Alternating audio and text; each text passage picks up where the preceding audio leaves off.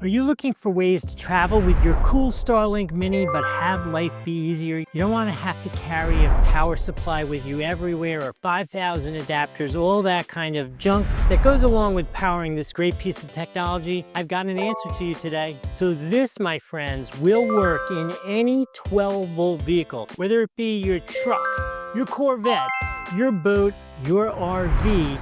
You can hardwire this. When I say hardwire, we're talking two wires. Look, positive and negative. Just attach it either to the battery, to a fuse, to an auxiliary port.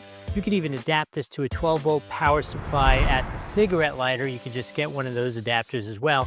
I would personally hardwire this to the auxiliary. We're actually between RVs right now, so I'm not installing it in my current RV because that one's going away. We're getting a new one. In the meantime, look at how nicely this is built. It will be easy to install either with these hard points, putting screws in and attaching it to the wall, or the other option that I really like is take some double-sided, really strong double-sided tape, put it on either side of this so you're not affecting the cooling on the back, and just stick it wherever you want to mount it. Obviously, that wouldn't be where it's exposed to the weather, like under the hood of your car, but like if you're installing it inside your RV or something like that, that would be a great way to install it. So yeah, so then you just hardwire it in, plug it on into your Starlink wherever you happen to be, and you have a really nice, solid, permanent power supply without going with the giant battery power pack. This is about a 4 feet line, so most likely you're probably going to want to put some sort of an extension on this if you want to get your Starlink out and away from your RV. If you're on a boat, 4 feet could be just fine, but if you're in an RV or an SUV like this, you're probably going to want an extension on it, but it doesn't really matter